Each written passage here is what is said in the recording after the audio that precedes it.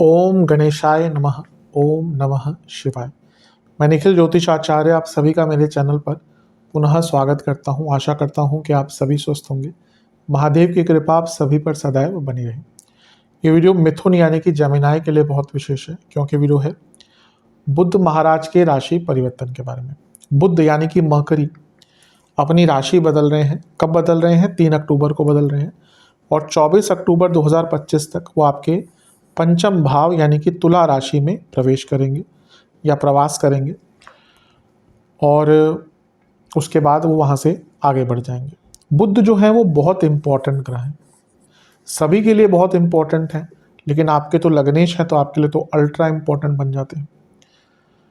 बुध की अगर हम बात करें तो बौद्धिक क्षमता, बुद्धिमता, व्यापारी बुद्धि, स्टडीज़, शास्त्र, books, retention power, analytical power, चीज़ों को समझने की क्षमता, जिसका बुध अच्छा होता है ना वो चीज़ों को बहुत जल्दी ग्रैस्प करता है। अब जिसका बुध खराब होता है तो जैसे हम मजाक में कहते हैं कि ये तो ट्यूबलाइट है, मतलब कि जिसको देर से समझ आता है, पर जिसका बुध अच्छा होता है वो एकदम चीज़ों को एकदम फटाक से समझ जाता है, उसको चीज़ें याद बहुत रहती हैं। जिसका बुध बहुत ही अच्छा होता है वो तो एकदम देखते ही चीज़ों को, या एक बार पढ़ेगा उसके मन में वो चीज़ें या मस्तिष्क में वो चीज़ें एकदम छप जाएंगी। तो ये बुध की क्वालिटी होती है। मैथमेटिक्स के कारक बुध हैं। एक अच्छा गणितज्ञ उसका बुध अच्छा होगा ही, इसमें कोई डाउट ही नहीं है। और कहीं ना कहीं हास्य के भी जो कारक है ना वो बुध ही है। मतलब कि आप देखिए जिसका बुध अच्छा होगा ना वो हमेशा कितना भी इंटेलिजेंट हो, कितना भी बड़े पोस्ट पे हो, वो आपको हमेशा मजाक करता हुआ दिखेगा। वो एकदम लाइट मूड रखता है। और अच्छी चीज़ भी, बहुत अच्छी क्वालिटी है कि भाई आपका अगर बुध अच्छा है तो वो एक अच्छा माहौल बना कर रखता है व्यक्ति। आप देखेंगे अधिकतम जो हास्य कलाकार होते हैं उनके बुध अच्छे होंगे। इवन जो स्टैंड अप कॉमेडियन आज की डेट में है, क्योंकि वो जो रेफरेंसेस देते हैं वो ऐसा नहीं कोई भी दे सकता, उसमें भी बुद्धिमत्ता का उपयोग होता है। तो इसलिए बुध बहुत इंपॉर्टेंट है। लिखा पढ़ी के कारक हैं, अदालती कार्रवाइयों के कारक हैं, एडवोकेट्स के कारक हैं। जहाँ पे भी रिटर्न वर्क, कम्युनिकेशन आ गया वहाँ बुध है, तो उनका महत्व तो बहुत ज़्यादा है ही। लेकिन जैसा मैंने कहा कि आपके लग्नेश है तो आपके लिए महत्वता बहुत बढ़ जाती है। आपके चौथे घर के स्वामी हैं इसलिए भी बहुत और बढ़ जाती है। और यहाँ पर उनकी युति मंगल से हो रही है। मंगल यहाँ पे 27 तारीख तक रहेंगे, तो बुध का ये पूरा जो प्रवास है ये मंगल के साथ ही गुजरेगा। मंगल आपके लाभेश और छठे घर के स्वामी हैं। इसके साथ ही लग्न में बैठे बृहस्पति जो अतिचारी हैं और राहु की दृष्टि भी रहेगी, तो इसका भी बहुत इम्पैक्ट होगा। तो इन सब चीज़ों का प्रभाव क्या होने वाला है इसकी हम चर्चा करेंगे इस वीडियो में। क्या क्या इम्पैक्ट हो सकता है। लग्न राशि या चंद्र राशि में तो है, दोनों ही गाइडेंस के लिए इस राशिफल को देख सकते हैं। जहाँ से ज़्यादा सूट करता है, लेट करता है, वहाँ से देखिए।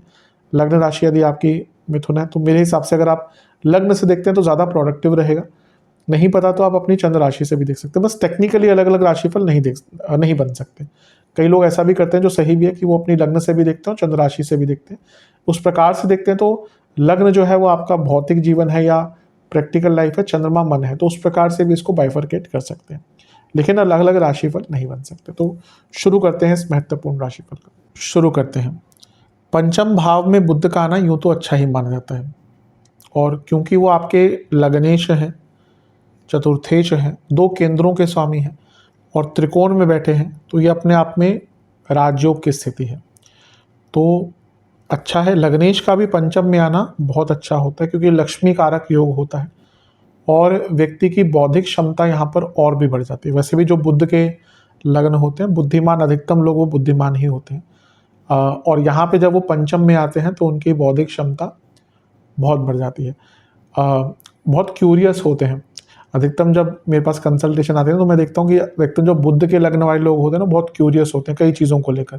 बहुत स्टडी करके, बहुत क्वेश्चन उनके एकदम बहुत प्रोडक्टिव प्रकार के क्वेश्चन वो पूछते हैं और बहुत क्यूरियस होते हैं कई चीज़ों को लेकर। तो ये एक अच्छी चीज़ है और यहाँ पे बौद्धिक क्षमता बढ़ेगी ही, और लक्ष्मी प्राप्ति के योग भी बहुत अच्छे ये बन ही रहे हैं। यहाँ पर बुध की जो जोड़ी है वो किसके साथ है? मंगल के साथ। मंगल, पहले इनकी जोड़ी की बात कर लेते हैं। मंगल और बुध अगर नैसर्गिक बात करें तो मंगल बुध को शत्रु मानते हैं, लेकिन अगर हम वैसे देखें तो ऐसा कोई बहुत बुरी जोड़ी नहीं होती। बुध क्या है? वो बौद्धिक क्षमता है, विचार है, विचार कुशलता है। मंगल शारीरिक बल, शारीरिक क्षमता। और भी दोनों के बहुत चीज़ें हैं, पर बेसिकली हम यही बात करते हैं। तो जब इन दोनों की जोड़ी होती है ना, तो व्यक्ति अपनी प्लानिंग को इम्प्लीमेंट कर पाता है। इसलिए इन दोनों की जोड़ी कोई बुरी नहीं माननी चाहिए। पहली चीज़ तो है कि मंगल प्रॉपर्टी के कारक है और बुध जो है चौथे घर के स्वामी है, जो प्रॉपर्टी का भाव है।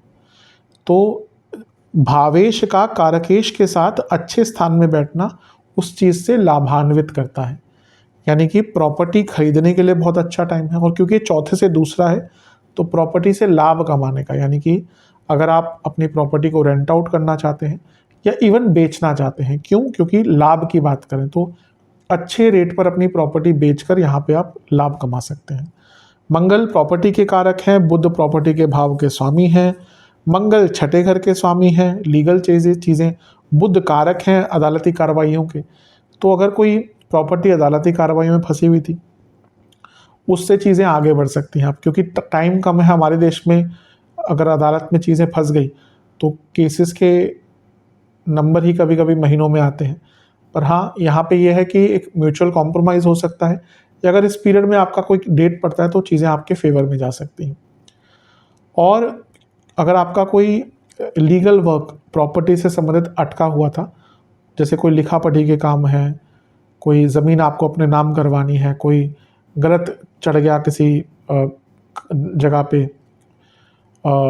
उसको ठीक करना है, उसके लिए अच्छा है। और क्योंकि देखिए मंगल लाभेश है, जो एसेट्स का भाव है, ये भाव के स्वामी है बुध, तो इन दोनों का मिलन और दोनों लाभ स्थान को देख रहे हैं, ये बहुत अच्छा योग है प्रॉपर्टी बनाने का। अगर आप प्रॉपर्टी खरीदना चाहते थे बहुत टाइम से लेकिन नहीं मिल रही प्रॉपर्टी, तो ये वो टाइम है जब आपको प्रॉपर्टी आपकी प्राप्त हो सकती है, मतलब कि आप प्रॉपर्टी खरीद सकते हैं। और ये वाहन खरीदने का भी अच्छा योग है, क्योंकि सेकेंडरी कारक हैं वाहन के और चौथे घर के स्वामी यहाँ पे, और ये एसेट्स का भाव है, वाहन भी हमारे एसेट्स में ही आते हैं, तो एसेट्स खरीदने के लिए भी अच्छा टाइम है।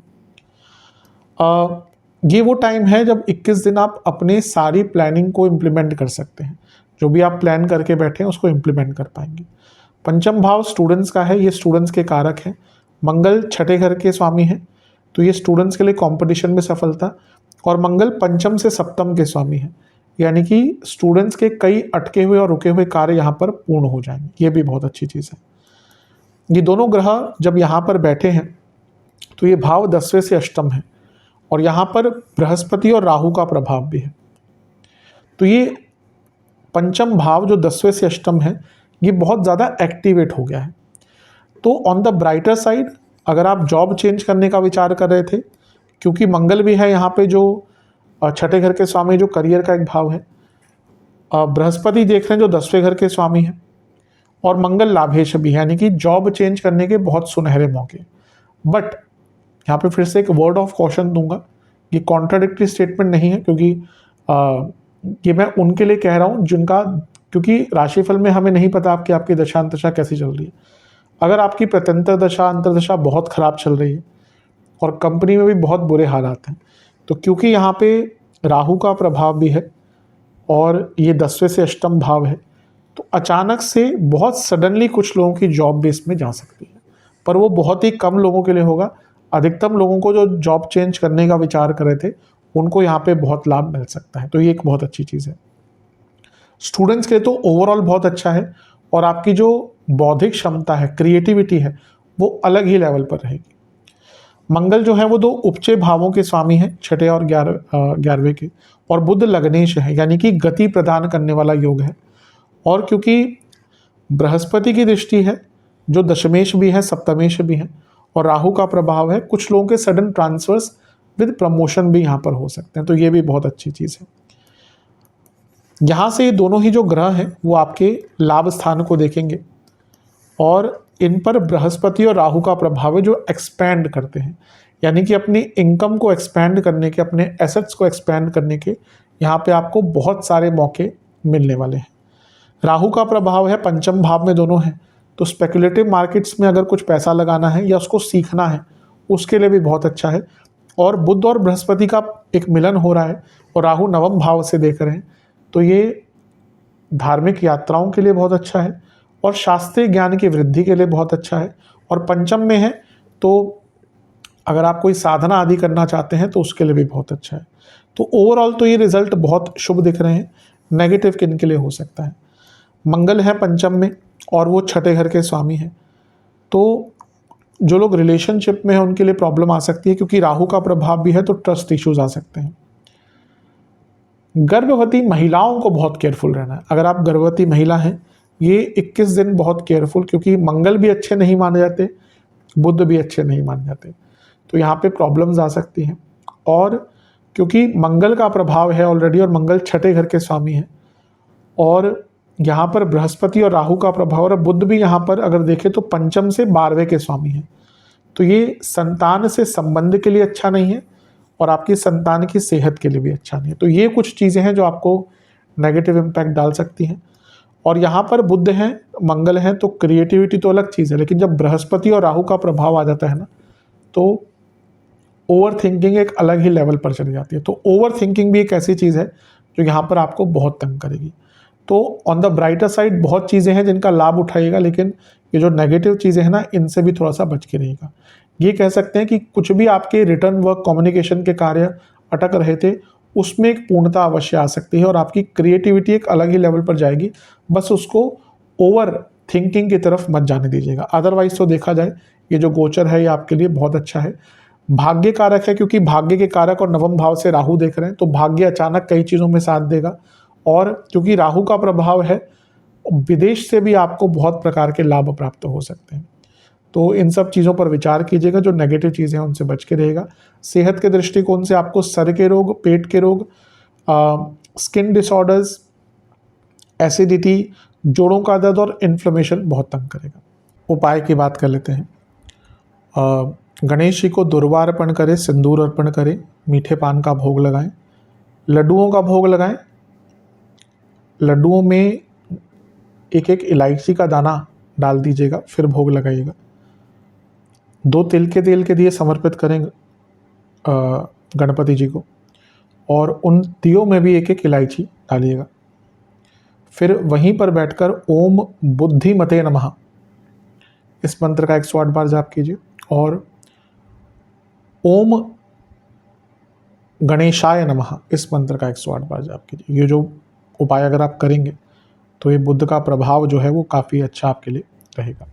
आशा करता हूँ वीडियो काम आएगी। चैनल पर नए हैं सब्सक्राइब कीजिए, वीडियो को लाइक कीजिए। मिलता हूँ अगले वीडियो में, तब तक के लिए ओम नमः शिवाय।